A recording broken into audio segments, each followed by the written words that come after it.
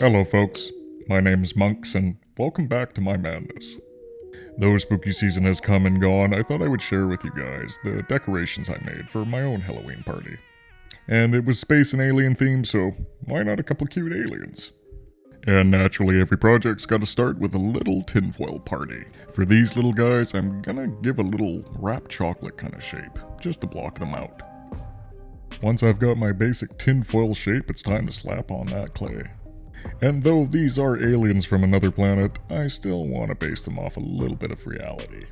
And in searching for inspiration, I came across those cute, chubby little rain frogs you see on the internet. You know, the really round ones with the butt cheeks. With the bodies fully engulfed in clay, I can start making their feet. A few wishbones of twisted armature wire will provide a nice structure for the alien toe beans. And with my basic forms done, time to get in with those tools. Some poking and prodding, pressing and pulling to get the nice toe shape I want, followed by a couple pilot holes for some claws I made off screen. And of course busting out the handy dandy clay adhesive. Fantastic for filling gaps, attaching baked clay to unbaked clay, and, fixing mistakes you make along the way. Which happens a lot, I do make mistakes. Not sure if anyone's noticed the band-aid on my finger, but I tend to get a little carried away with projects, and, well, just remember, safety first. Now that my claws are all attached, I'm going to go back in and clear up any extra clay adhesive and throw a little detail work on there. And everyone should note, I am wearing these gloves when I handle the unbaked clay. Why? Well, if you look closely at the fingertips, they got some texture to them. So not only am I keeping my fingerprints off my project, but I'm getting some cool texture effects. Which is kinda handy when time is of the essence. And as shown in a previous clip, I was marking out where my eyes are going to be landing. A couple noodles of clay will help me lock in those eye sockets. And of course I didn't film it, but make sure you use your clay adhesive. That way things don't fall off when you're baking them. Take it from someone who's gone through a lot of trial and error. Once my noodles of clay are roughly placed, I'll start going back in with the ball stylus to smooth it all out. And naturally, we're just going to repeat that whole process with the second guy as well. And though lots of similar things are happening, they are going to be very different by the end of this process. With some nice eyeballs locked into place, I need to build up a kind of pseudo nose. They aren't going to have actual noses, but I do like the idea of a little more shape in the face. As much as I try to make things simple, it's just not going to happen. With that all hand squished on, it's time to go back in with my tools and make sure everything's coming together nicely. And now this is where the personality comes out. I'll squish a couple pancakes of clay on here to get my eyelids going. I envision these guys having a very cliche dynamic. One's a little bit older, wiser, grumpier. The other, he's just happy to be alive. So our first guy here, well, he's not going to be too thrilled about landing on whatever planet this is. And personally, I don't blame him. Anyways, misanthropic tangent aside, we're looking pretty grouchy here. With that frown firmly locked in, it's time to go to the happier of the two. With this little fella, it's going to be less frown and more clown. I'm sort of thinking either a glazed over look or just happy to be part of the crew. But of course he has to hang out with the fun police judging him all the time, but hey, what are you gonna do?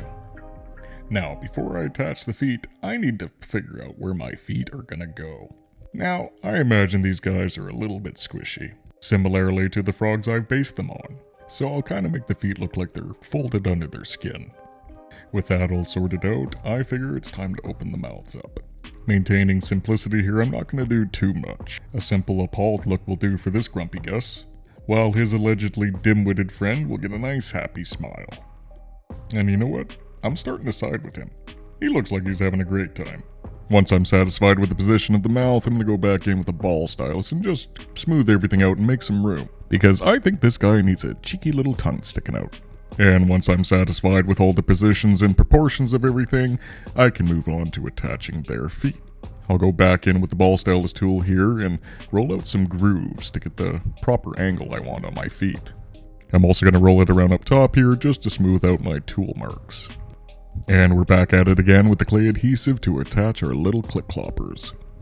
Nothing is baked yet, so I can poke and prod, squish and pull to make sure everything is at the angle I like it at, and make sure there are any details I didn't miss. This, I say, as I'm trying not to get carried away with details.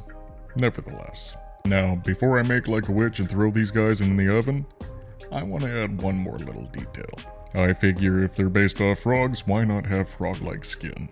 And this little trypophobia-inducing tool does just that. If you're ever in a pinch to make an effect happen, just try to make it yourself. You'd be surprised at the tools you could possibly make.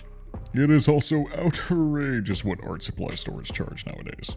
Now, I'm not going to put this detail all over their bodies. I want some variation, similar to frogs in that the bumpies are mostly on the back. And once I'm satisfied with that little process, it's off into the oven to lock it all into place. Now, I have no intention of adding any kind of arms or wings to these guys, but I am going to add antenna.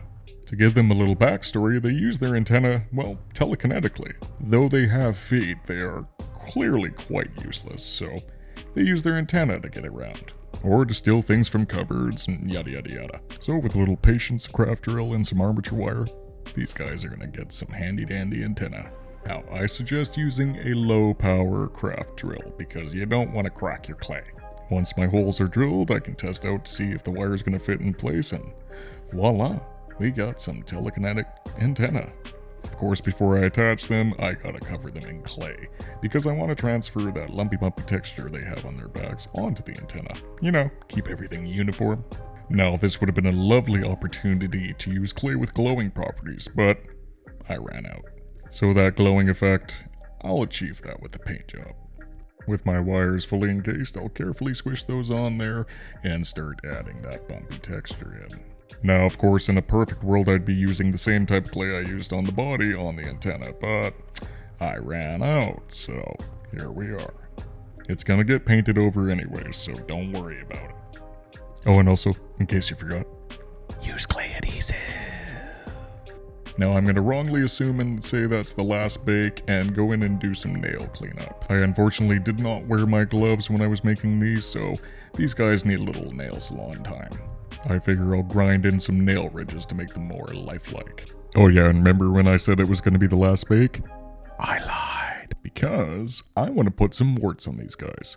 I mean, what kind of frog-inspired aliens would these be without some warts? And as much as I wanted to keep these guys simple for time's sake, it just wasn't gonna happen. My mind craves detail. It craves more.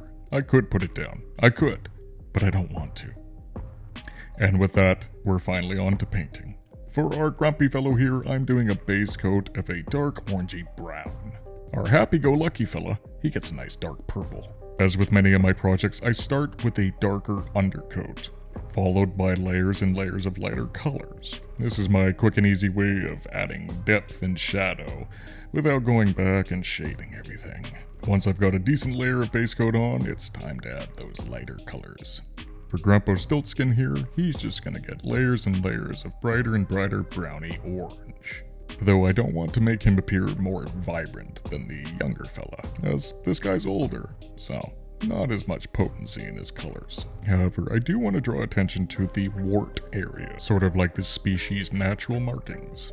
And this I'll follow up with a tip of light blue complementary to the orange color. These paints are neon and will activate in UV light. I want to give the illusion of a natural bioluminescence. A really cool effect, especially at a Halloween party.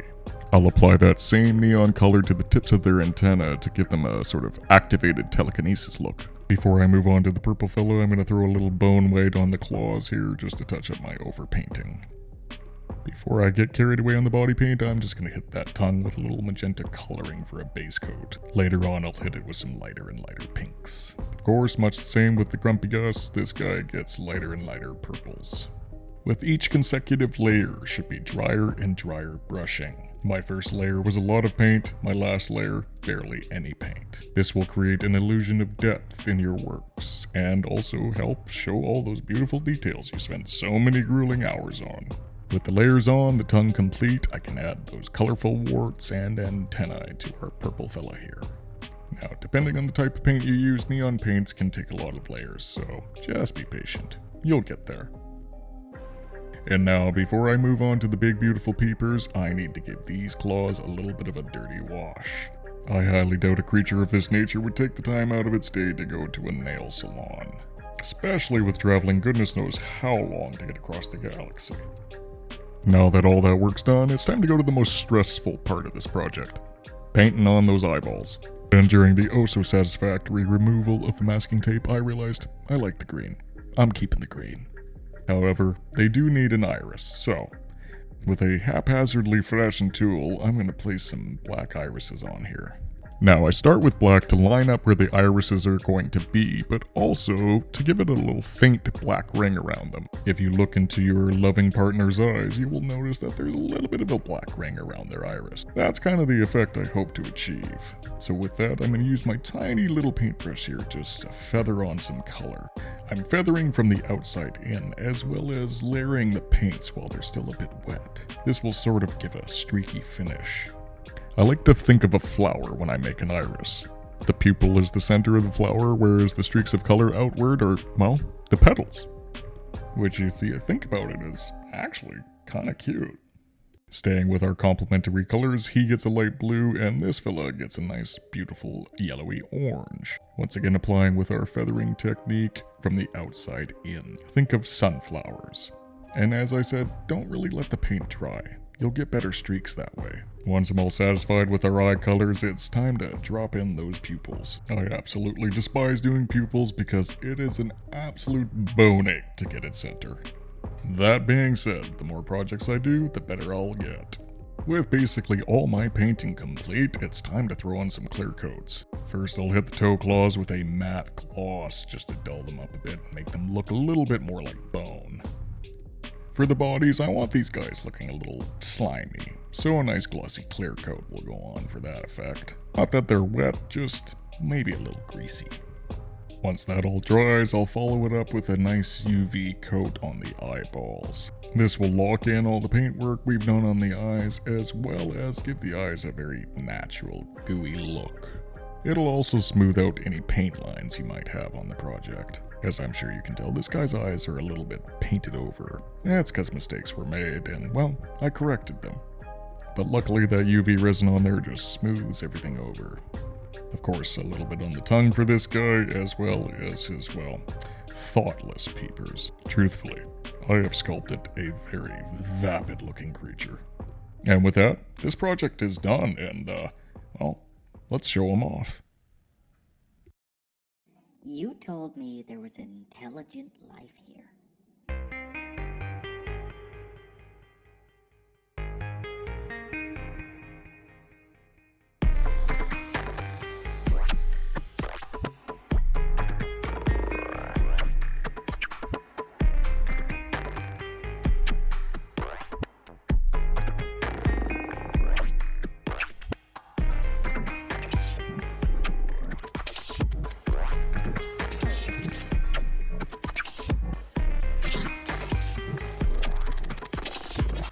I would like to thank everyone for tuning in, and a special thanks to my first subscribers, Robert Arzola7311, The Fluffosaurus, Sobe15, Terrain by Aaron, Kristen7285, at Jillinator, Christine Cully, Emily Dirksen20.